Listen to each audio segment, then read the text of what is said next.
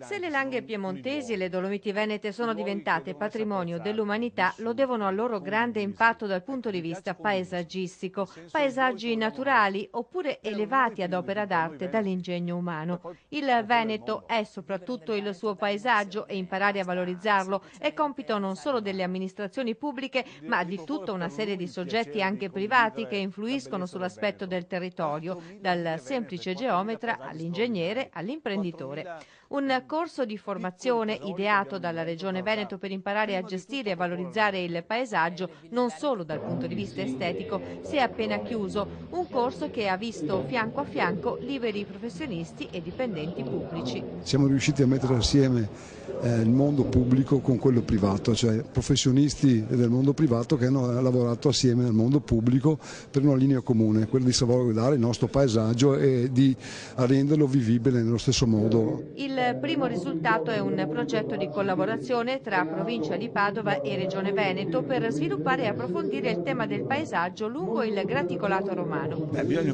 riempire le parole di contenuti. Tutti diciamo che il Veneto è bello, deve migliorare, deve essere attraente, che il turismo sarà in qualche modo la risorsa economica del futuro, che dobbiamo preparare un Veneto per i turisti del futuro, di tutto il mondo, e che il paesaggio è qualcosa su cui si poggia questa offerta turistica importante.